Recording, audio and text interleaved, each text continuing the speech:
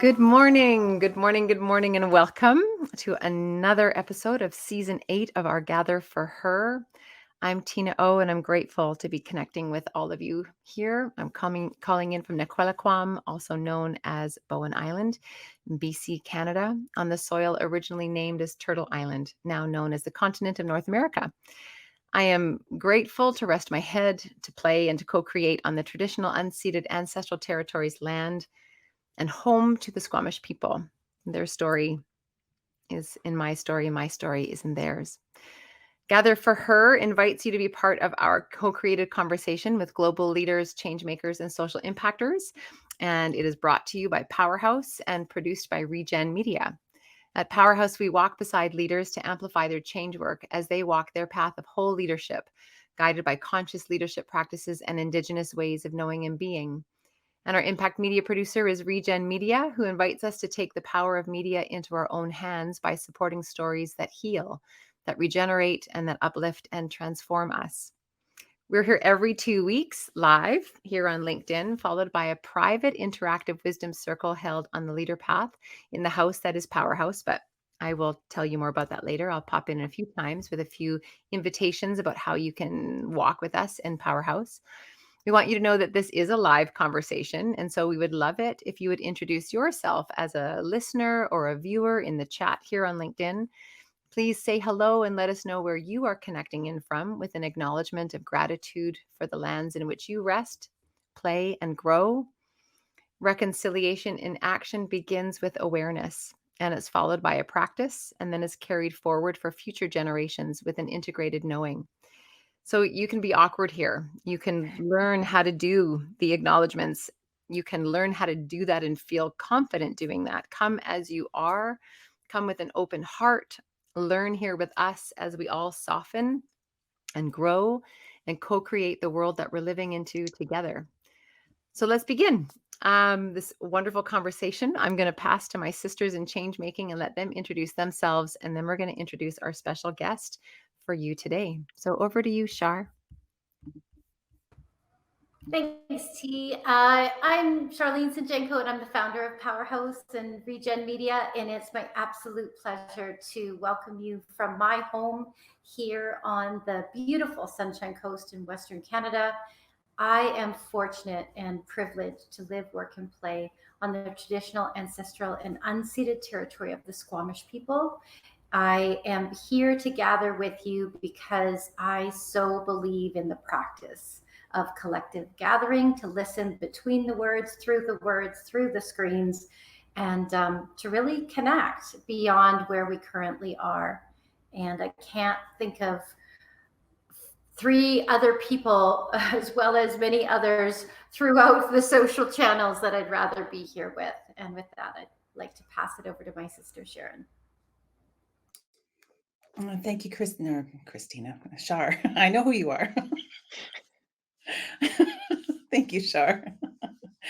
My name is Sharon Marshall, and I am the founder and lead executive officer of DIVA Training and Staffing Solutions. And I walk very closely with Regen Media and Powerhouse as one of the braid. There's 4 of us in the braid, and also one of the co-hosts of the Gather sessions. And I'm also an Amplify Auntie. And so I am super thrilled to be having this conversation with you here today. And I will pass it. And I'm actually coming to you from the traditional, ancestral, and unceded territories of the Snuneymuxw and Snanawas First Nations of the Coast Salish people here on Vancouver Island. And I will pass it on back to you, Shar. Thank you. I'm really excited to introduce you to my friend, Catherine Eaton. I'm just going to introduce Catherine from the heart, and then I'm going to pass it over to her to fill in some of the details. Catherine is an absolutely amazing filmmaker, artist, storyteller, and leader who is innovating in a space of doing better and being better, and all that is possible when we're willing to go beyond um, what we currently know, but what we can feel. And we're gonna dive into that a little bit today.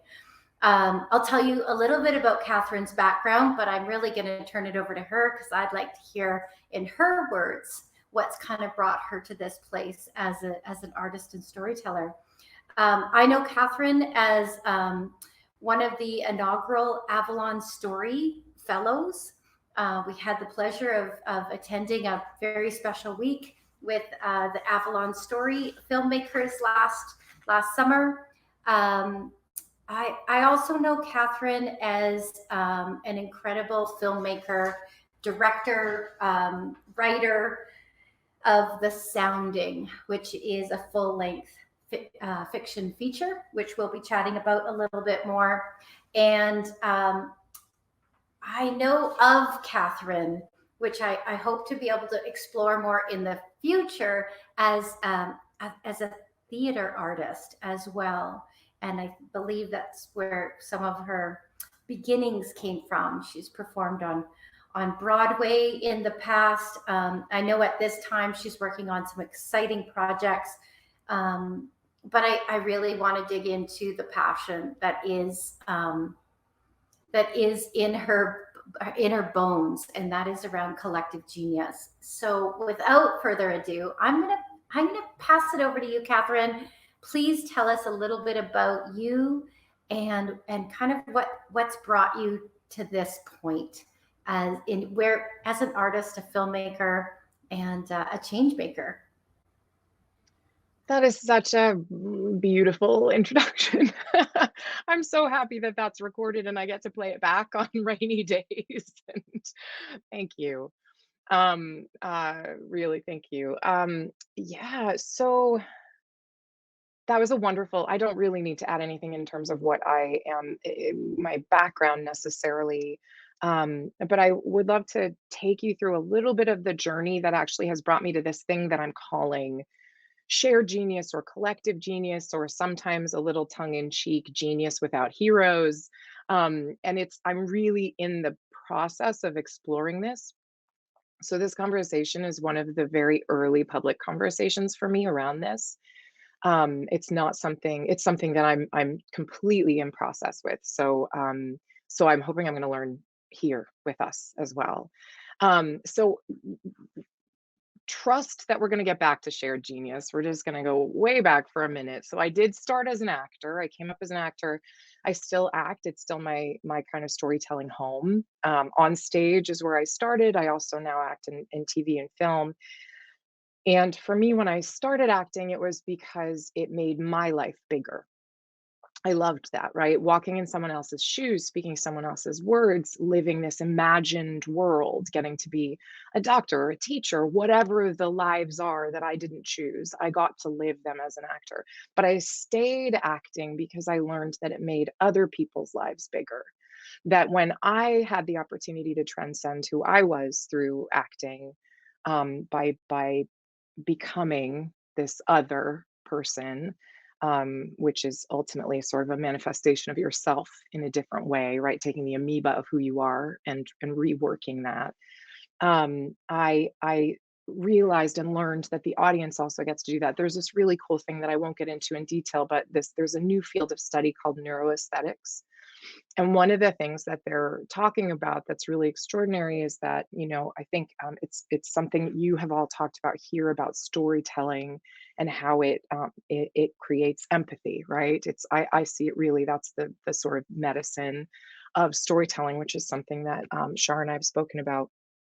And what they're learning is that empathy, because empathy isn't just an idea, right? It's not just in your head. You go, oh, I theoretically understand how you must feel in this circumstance.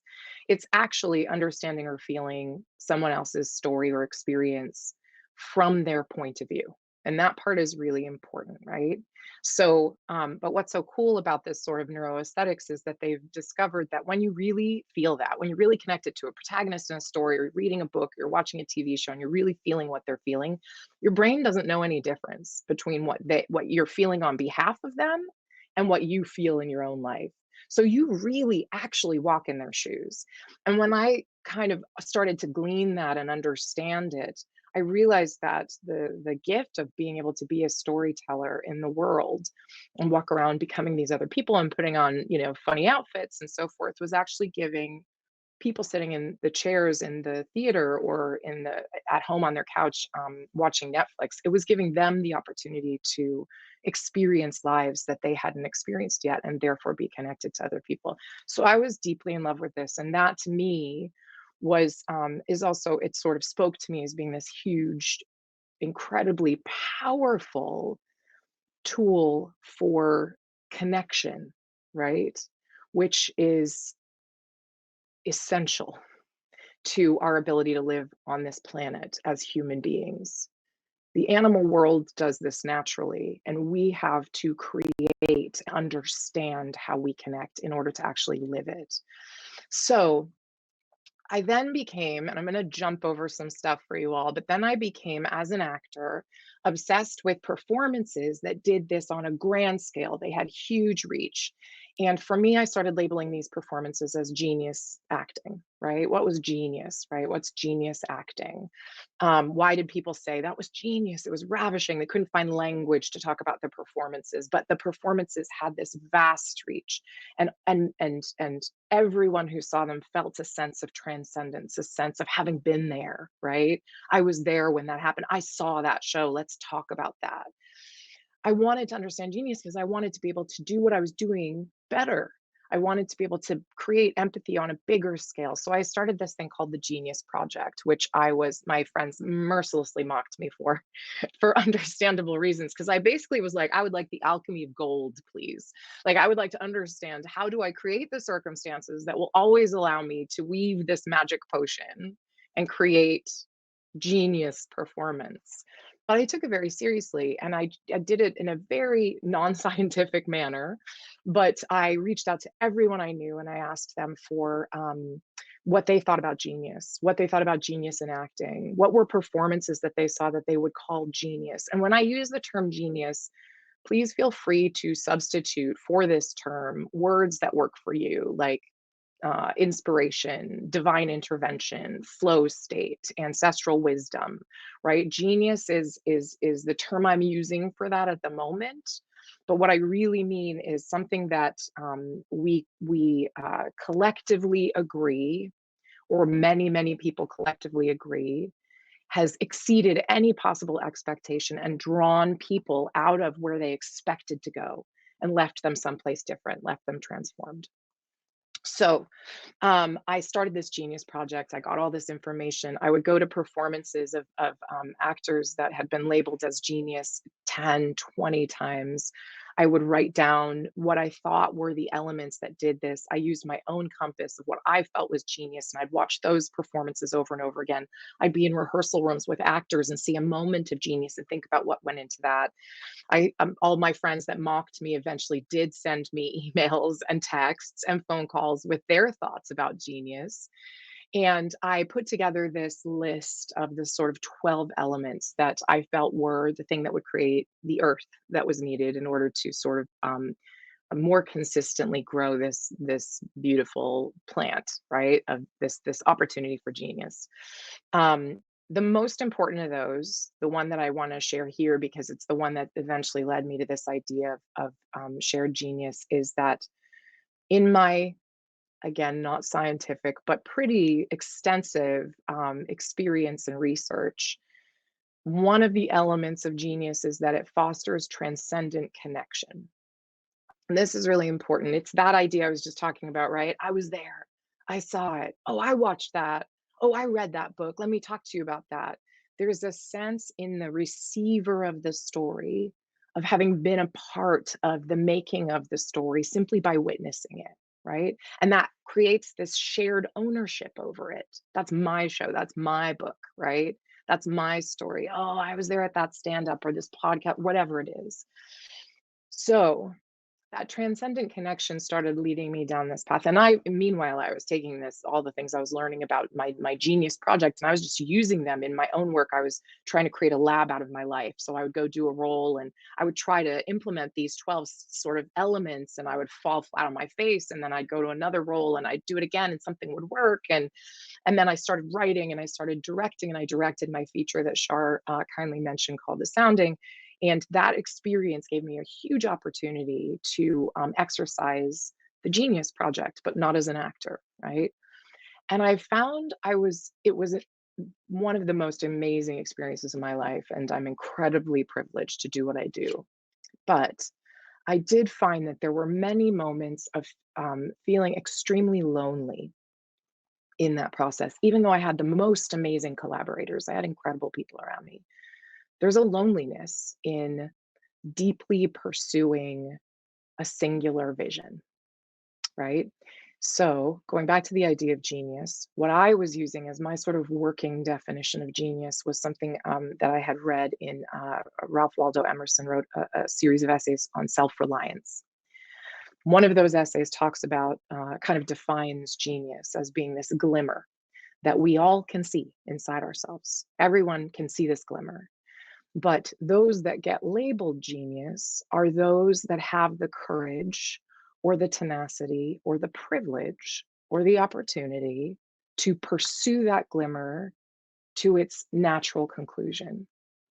And the rest of us, or at times when we don't have that option or willpower or ability or energy to pursue that, to follow that glimmer in ourselves, we'll have to receive our own genius back from someone else. That's what he suggests. That we will have an idea, not be able to pursue it, or not have the confidence or belief in ourselves to pursue it, or not have the opportunity or the money or the resources to pursue it. And then we'll see that idea on screen or in a book or in someone's speech or coming to us from someone else, which made me wonder about this idea of connection between these glimmers, right?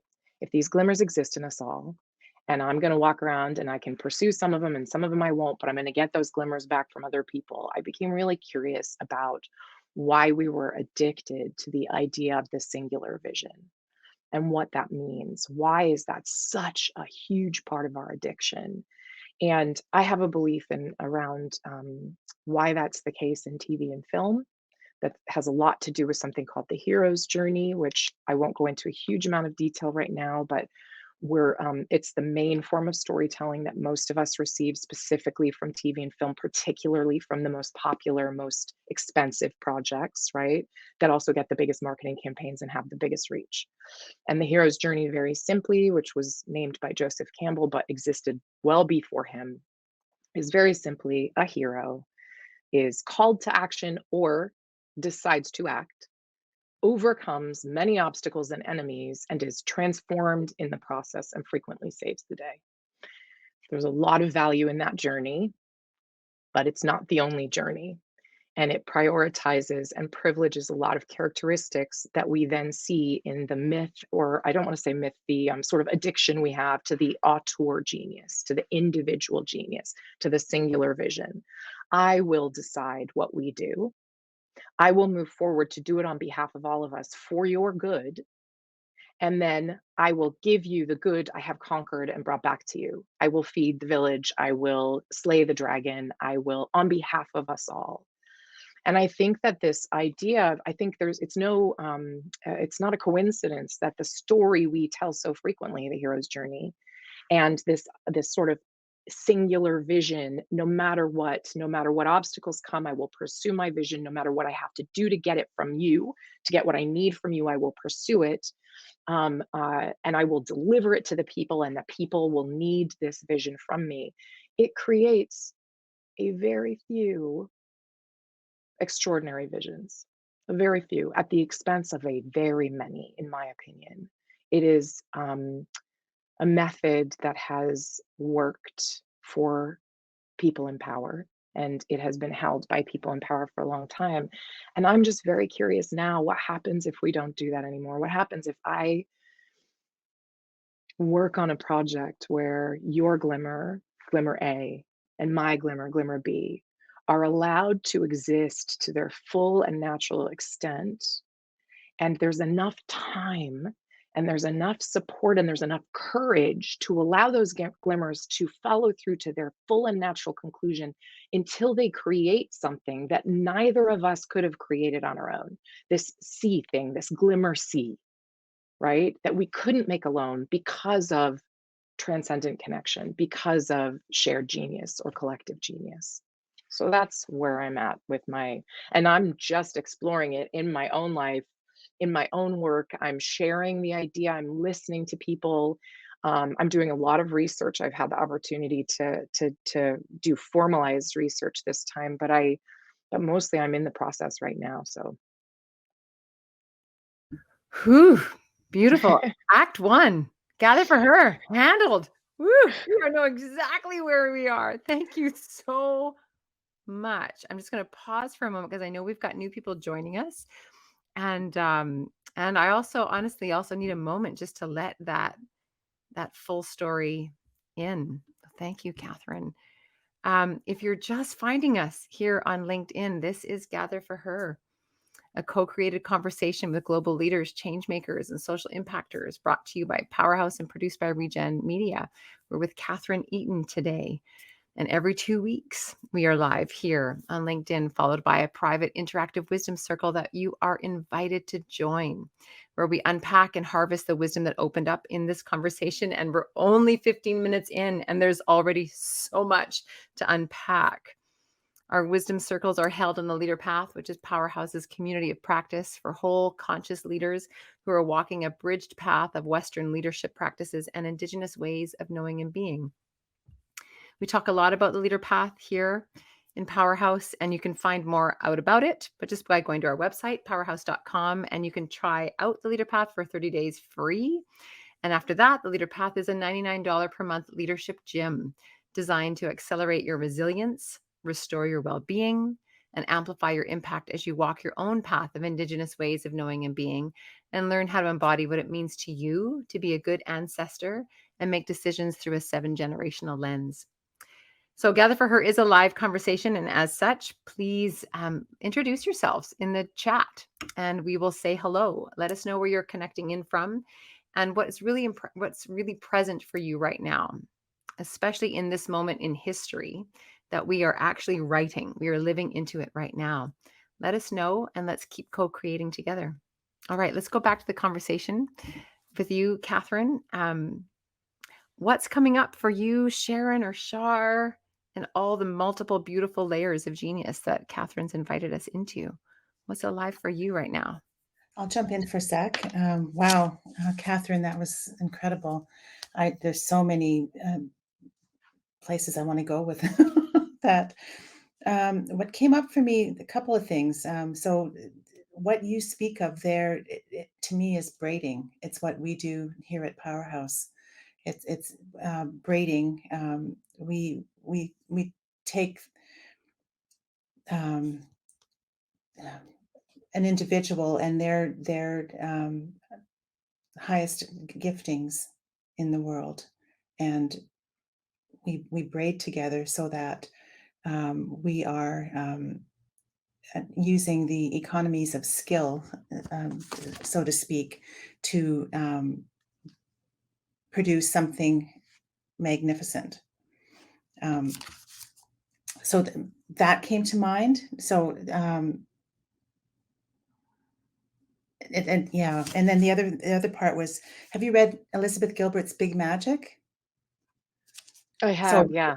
so really, when you were talking about the glimmers, and them leaving, um, there's a couple stories in Big Magic where the idea, she had this idea for a book, and then it left her. And then there's another author that had the exact idea and wrote the exact book. And so so ideas are definitely a real thing, and I think you've got something. I love the name Shared Genius. I think it's brilliant, and I want to learn more. It's just got me vibrating. Thank you. Yeah, I can jump in. I feel a little bit guilty because Catherine and I have been digging into this for almost a year, and look forward to digging into it much more. But what I love about my understanding so far of shared genius is that we're moving beyond the belief that by allowing space for us to all find our highest genius, that we must be giving up something. So how this relates back to leadership, just in my experience in my body, for more than 20 years, I have encouraged women to consider working together differently. That was actually why Powerhouse was born. What if we didn't absolutely have to do everything ourselves and basically replicate ourselves to death? What if there was a different way we could work together smarter? And so it has been a process of there is the possibility through, shared genius, that you being your highest self and having a chance for that to absolutely soar does not in any stretch of the imagination mean that I'm giving anything up. And so it's kind of kiboshing competition, but in a interesting, innovative way. Because I'm absolutely competitive with myself, right? Like I'm always digging to experience my highest genius. So that's what I love about this conversation, and it literally reverberates through me because um, I just feel like, as interconnected beings, like the fullest expression of our experience of life is dipping into this. So we finally let go of the fear of of me and other, and now we're learning to rise. And that's kind of what's coming through for me. And I love this conversation. For me, I have curiosities about the implementation of all that as a director. You as a director, and I haven't made a feature, but I've made a number of shorts, and I know what it's like to try to corral 40 people or more through multiple communication channels, and that, the structures that we work in or have worked in through the hero's journey, which translates into how we create hierarchical structures and all of that. Like all of that, lives for has purpose in it. I'm sure we're on LinkedIn. People listening are comfortable in the way that they do business with a hierarchical structure. And I'm not saying hierarchy bad. I'm saying hierarchy for whatever purpose it's used for. But what you're talking about is I actually don't know what you're talking. I'm not going to speak for you. I'm curious, on a film set where hierarchy exists for communication purposes and decision making purposes, what was it like to actually put glimmers first? What was it like? I know in my own experience, sometimes even working in Powerhouse, it was very disorienting for me when I first started working here to recognize, no, Shar doesn't want me to do what she tells me to do. She wants me to do what's in my highest good and what I see. And hopefully they match. And sometimes they don't. But when they don't, we still work towards the glimmer. But it's awkward. I'm curious what it was like for you, where time is money, decisions made to be made quickly. What was that like for you? Yeah, I mean, those are all, thank you all for those thoughts. They're wonderful, and I'm going to reflect on them a great deal. And I do, the Liz Gilbert's kind of talk about this sort of thing in general, Sharon, just to touch quickly on what you said, is something that I find also incredibly inspiring and useful as well. So it's well worth for anybody who's out there that's just curious about a really accessible way to kind of start thinking about this stuff. Check out her TED Talks and so forth. She's wonderful on it because of her having this crazy sensation of a book come out, and then to sort of go, have I is my best work behind me, and I'm only whatever she was, 40 years old or what have you.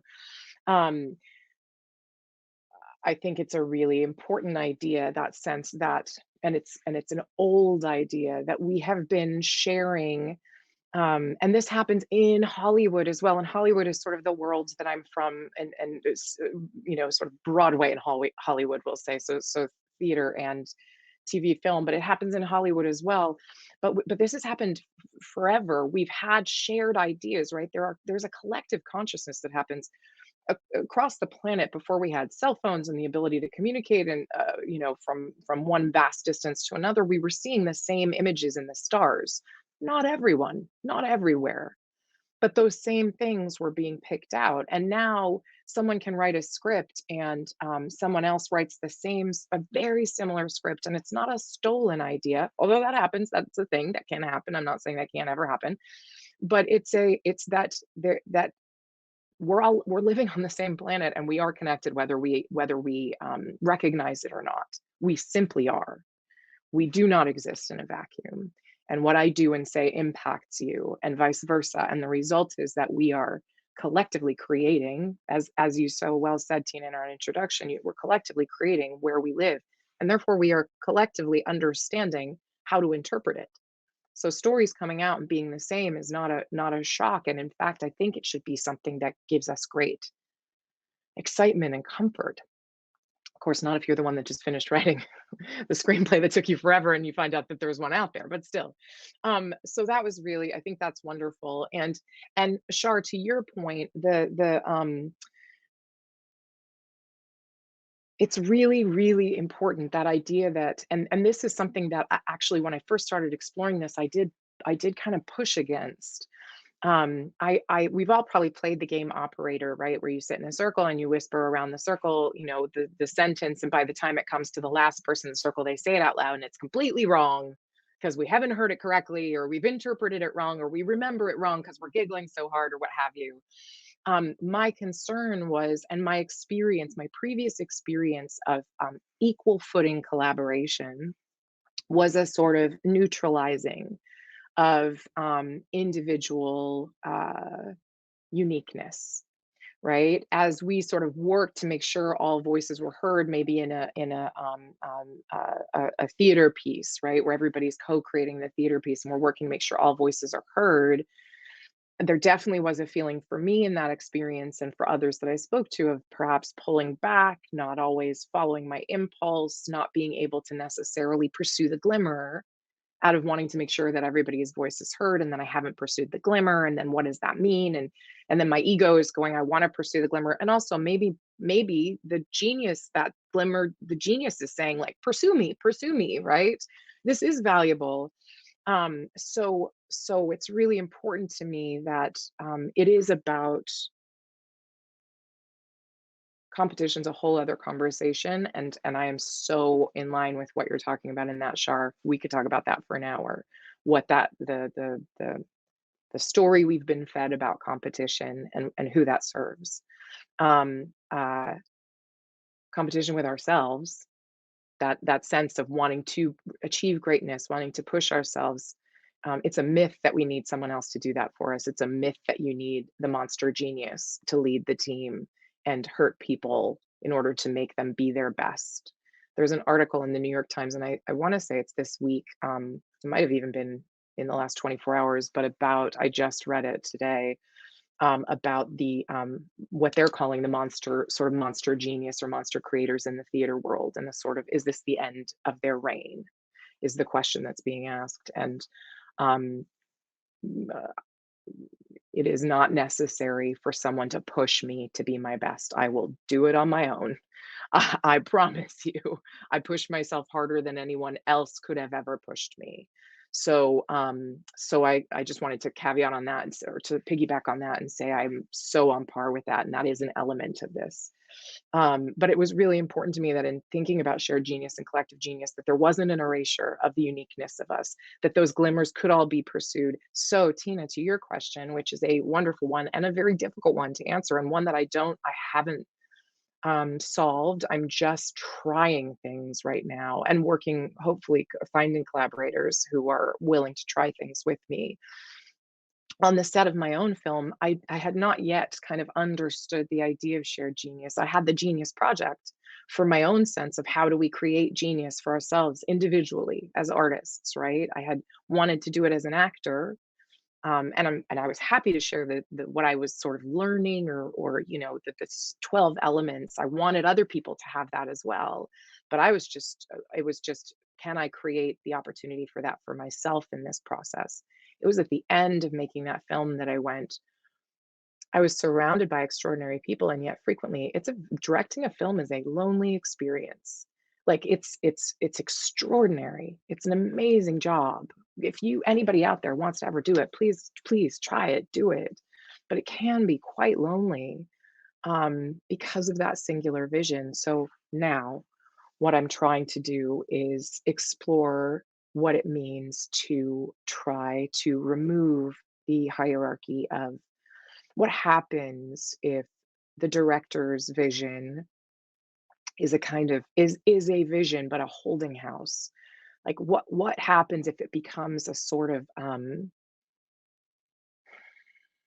as detailed and as distinct as is needed in order to push this juggernaut forward, and making a movie is a juggernaut, right? To move this thing forward as passionate, but isn't ultimately decided, isn't set in stone until the 11th hour. What happens if we can hold the space for change constantly? That's where I think shared genius can really flower, is if we can hold the space for constant change. Now, the issue here is, what I've learned is time. Time is really important, right? So I'm working on this really wonderful project that's shooting at the end of this summer, and it's an extraordinary project, and I'm really trying to enact some elements of exploration around shared genius in this project. But time is against that process, because there is the sense of time is money. We need answers in order to be able to take the next step forward, in order to be able to deliver. And it's no one's fault, right? There's no sort of blame game in this. It's not like, oh, if only they would give me more money, or if only I would, make it for less, or what have you. It doesn't. It's not. It's more that the way the system we've created to make the work currently rests so heavily on expenses, necessary people's life, people being able to pay for their rent and their food, right? But having a lot of people involved, which film really does. You can pare it down, but even the smallest pared down film, there's still a lot of people, or it takes an extraordinary length of time. And then you aren't able to live, you aren't able to survive, take care of your responsibilities. So what I have learned is that, and I hate to sort of bring this to that like necessary conclusion of, oh, if we had the resources, meaning the money, right? Maybe we could then create a real exploration playground for this, right? Is there a way to do that? And that's definitely something I'm trying to figure out on a really small scale. Can I do a very tiny, tiny, tiny, tiny project that would allow me to explore this with two other people or three other people, right? Still in the world of film, still in the world of TV. Um, because I think that's where it's needed most. I don't want to discount theater, but I feel like there's more understanding of this in theater, not in the big commercial projects necessarily, but certainly in smaller projects. So I'm still exploring it and trying to figure out how to enact it. What I am doing is that in my early collaborations, I'm making sure that I do not fix my vision, that I leave the space for that vision to constantly change, which is it's a real holding the line and holding my own nerve, and hoping to trust, because I have to do it honestly. If I go, well, I have the safety net of this vision, right? This vision over here is my safety net. So I'm going to allow like other visions to come towards me, other glimmers, but really I have got this glimmer over here that I think is a glimmer, and I'm going to just keep that as my backup. Then it's not actually going to create that glimmer sea, right? It's not going to create that thing that we couldn't have found if we hadn't just held the line. So it's hard to do. It's scary to do. It's scary to do, and it's hard to do, especially because I want to honor the people who are trusting me with their resources, their time, their collaboration. And the way that I know to honor that, I know how to deliver what I've done before.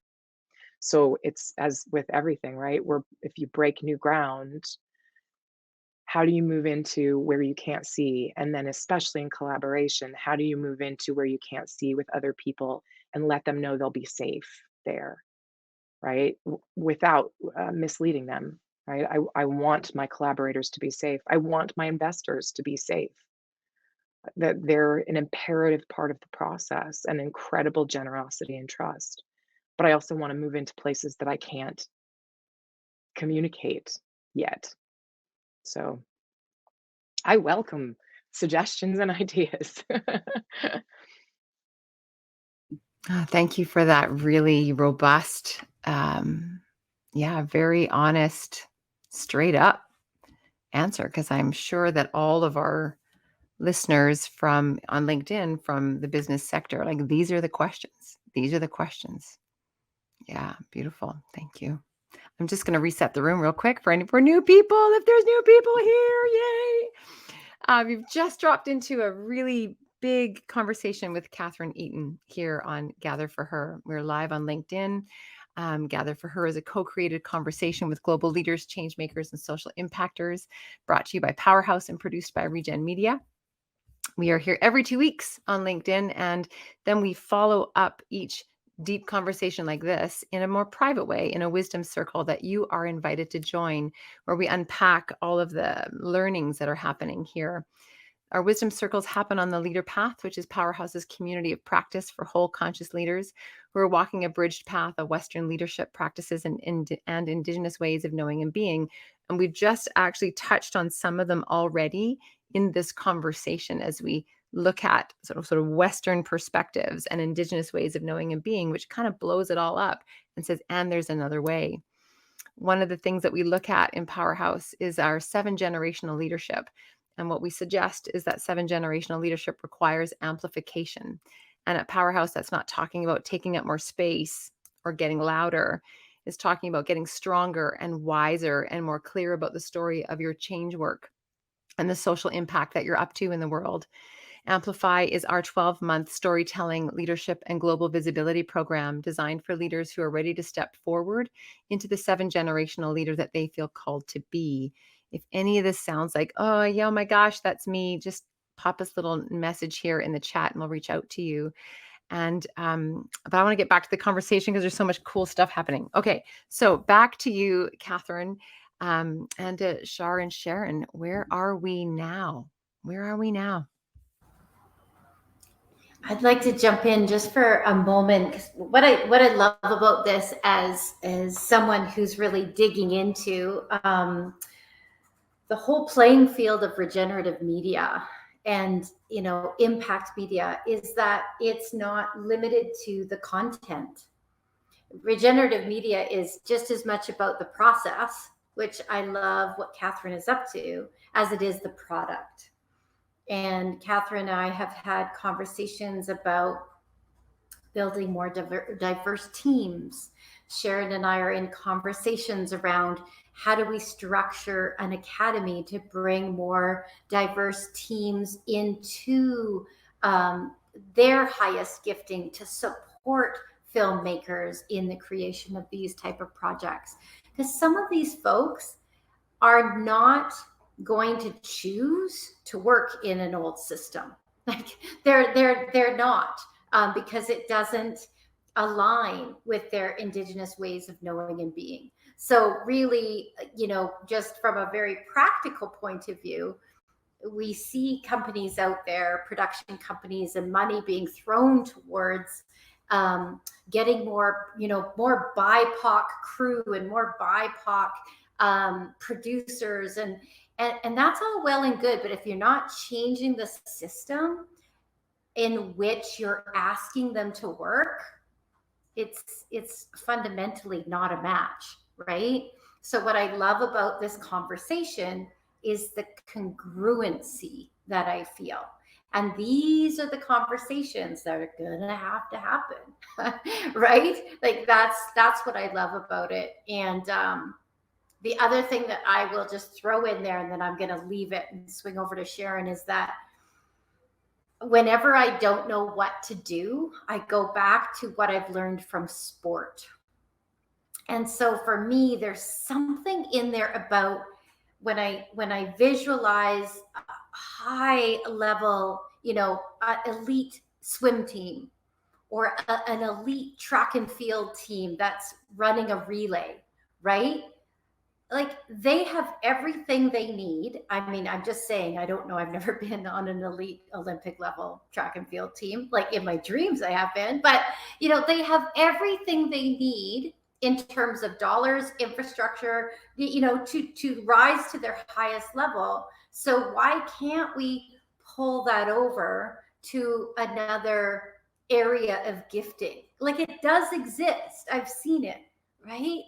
So I don't know. I always go back to sport when I'm looking for a lesson, and that's what's come up for me in this conversation is just, I know it's possible. I know it's possible. Yeah. Where does that take you, Sharon? Um, well, I had a couple things, and I lost a big one. But you know, I, I I heard the process is as important as the product, and it also reminds me of the journey. I mean, our journey is as important, if not more important than the end, like where we think we're headed. And so it's kind of like the parallels of life, right? Like the macro and the micro. Um, and and I, I wish I could pull back what I had. Maybe one of you have it, because ideas are floating around. It'll come back to me, but it was juicy. It was a question, and I'm sorry, I lost it. So Why don't we jump into Catherine? You said like you're like, I don't know. Like, I don't know. Let's build this together. I'm as curious as you are. What are some of the bigger questions that you have right now? Just like not for us, but like just the biggest questions that you're digging into right now. Yeah, I mean, they are for you as well. I'm very happy to. I would any input, all input is valuable for me. I think the main question I have right now is because there's this the art, the story, the piece, right? The product, it could be perhaps, but the art, the story. Then there's the how we make that story, right? The money, the distributors, the investors, the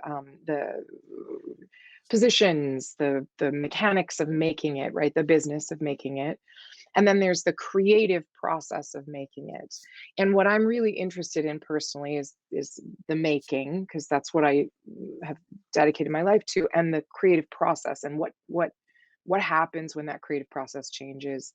So my question right now that I'm sort of wrestling with is, what I don't want is for this to ultimately, although I think that what you were saying, Shar, actually just inspired something in me that I'll tell you in a second.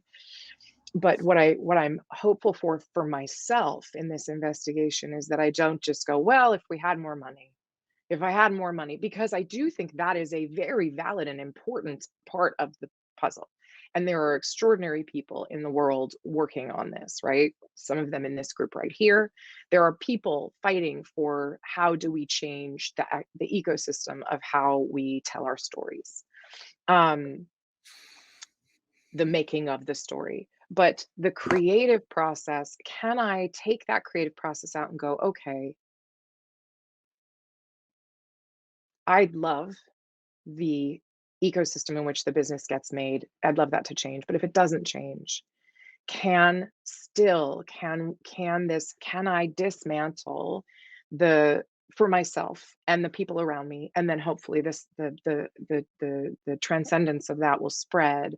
But can I dismantle that idea of the hero artist, and can I change that into um this other thing without having to rely on getting more money or changing the system itself. Because I think that that juggernaut of a system, while lots of us are out there exploring methods of changing that, um, I don't know when that's going to happen, and it isn't 100%. It isn't that isn't what I'm dedicating my life to, right? So in my dedication to how do I change this creative process, and then what does that do to the stories? And also, if I can, for instance, if we can create something like a film, which is a very clear product, right? If we can create something like a film through a very different process that does allow for this sustaining of each individual's genius and really clear individual genius, which also means there has to be a lot of room for mistakes, which is a challenge in film because of cost.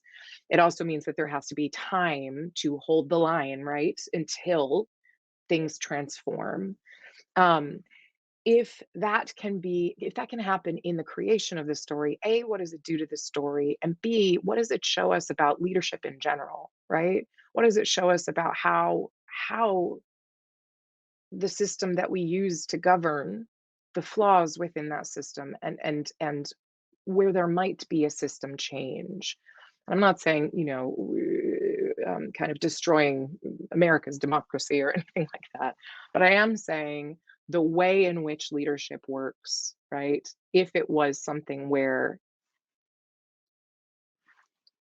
multiple points of view were what was the extraordinary resource that we were protecting, instead of aligning points of view to a single vision and that being the goal.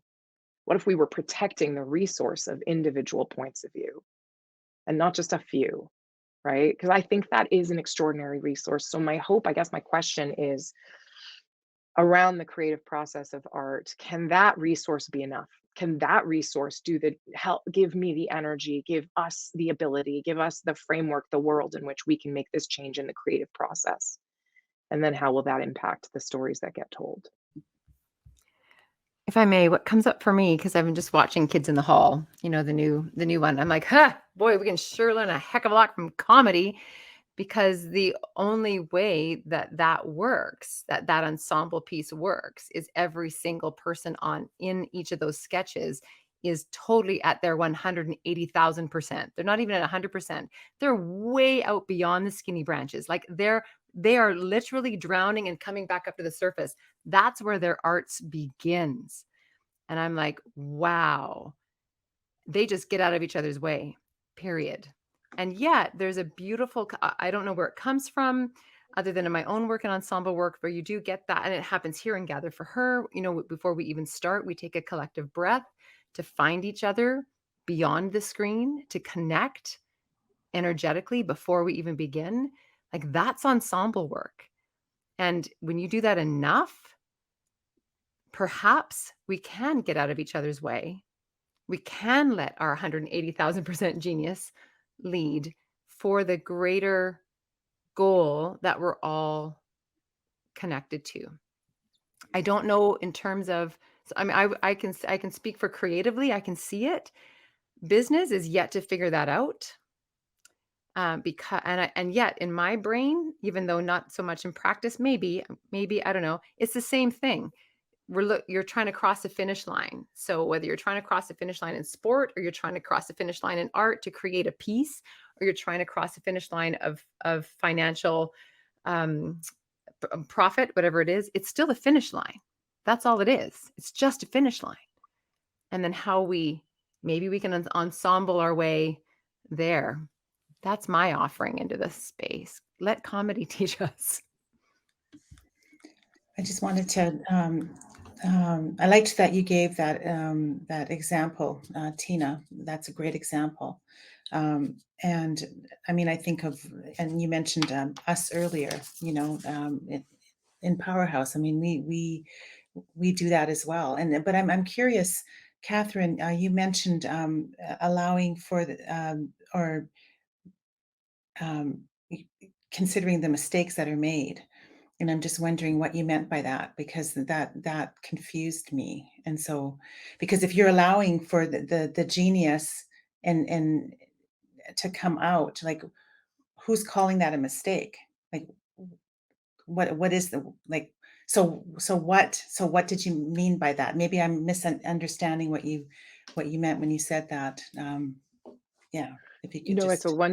it's a wonderful question, Sharon. Thank you. What I mean by that is the freedom to fail. So, meaning, let's say we pursue, perhaps we have an idea and we think it's a glimmer, or it is a glimmer. Let's just say we follow that idea through, or it's just an idea. We follow the idea all the way through to its conclusion, and it fails. Meaning, perhaps it doesn't tell the story. Maybe it's confusing to an audience or what have you. In the world of where you are making an art piece entirely on your own, let's say a painting or something like that, you make the piece, and then the reception of the piece is not your, it's not, I believe it's not your responsibility, right? You create it, and then that, how it's received is not your responsibility. But within a collaborative art form, because we are all working in service of something, right? Service of, let's say, this story, right? Or to, we'll say a story for the moment because it's the easiest one to kind of grasp. So we're all working in service of this story, this script, or this TV pilot, or whatever it is. Um, Perhaps the thing that we pursued didn't serve that story, somehow disconnected from the story, somehow became so extreme that it was telling a different story, right? And that's wonderful and could become its own separate piece of art, perhaps, right? Or perhaps belongs somewhere else, or perhaps, but ultimately, I think that those failures are what create the iteration, the new iteration, right? The new glimmer comes out of, wow, I followed that through. And look, it's taken me 3 weeks, 3 very precious weeks of pre-production time. I followed that all the way through. And that is a total failure. That costume or that wardrobe or that, or that shot list or whatever is not telling the story that I know is the true story. And so now I have to throw that out, even though I pursued it and I followed it all the way through. But I believe that that's a part of what shared genius is, because again, it's not.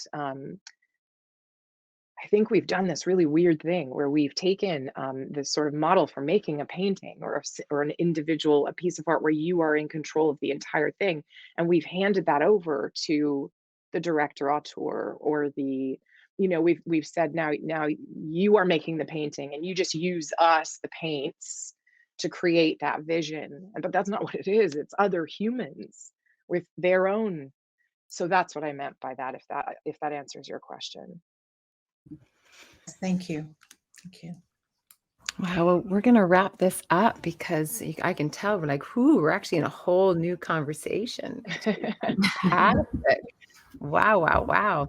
I'd love to do a quick circle of what we're leaving with today, and then we'll close. Shar, what are you leaving with today? Yeah. Oh, there's so many. I mean, Catherine and I could go on and on and on about this for forever, but I think what I'm leaving with is like absolute excitement and possibility. Because I actually do think we're at a tipping point where corporations are being asked to join the space of innovation and activism, and that they're starting to recognize that the true power of media lies beyond entertainment, and that this type of process is actually part of that.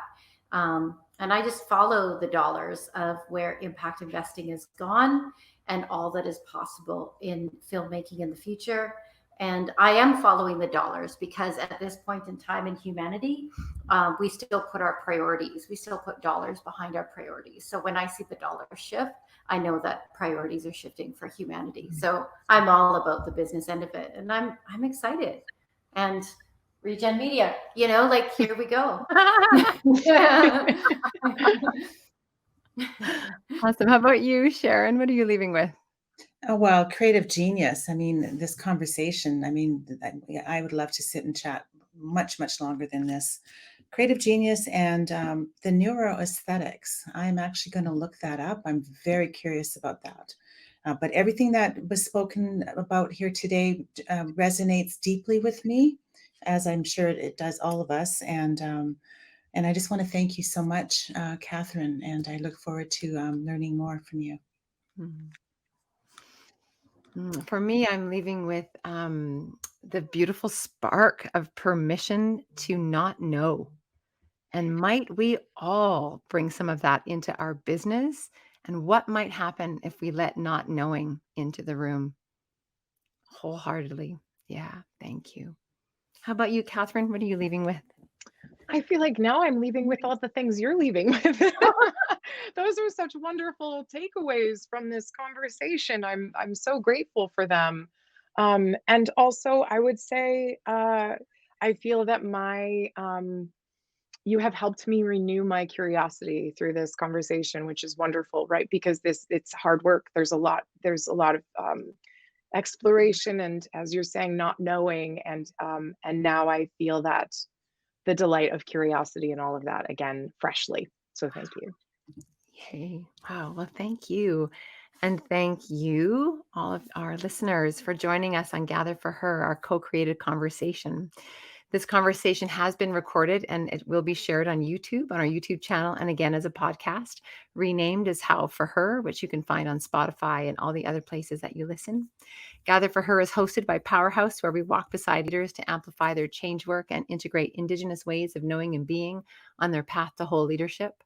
So many, many, many, many thanks to our impact media producer and sister company, Regen Media, who reminds us that we can take the power of media into our own hands when we support stories that heal, regenerate, uplift, and transform. So many thanks to the hands at our back at Powerhouse and Regen's digital media storytellers, Zoe Gray, Madeline Archibald, and Willow Smith. Thank you to my co-hosts and sisters in change, the Braid of Powerhouse, Charlene Sanjenko, Christina Benty, Sharon Marshall, and me, Tina Overbury. And to you, our listeners, our community of change makers, leaders, and social impactors, thank you for walking with us in co-creation of the world we are living into together. Reconciliation in action begins with awareness, followed by a practice, and then is carried forward within us as integrated knowing. You are always welcome here each week on Gather for Her, and there's always a place for you at our Fire and Powerhouse. Much love to all of you. Be well, and we'll see you all again next week. Thank you, thank you, thank you.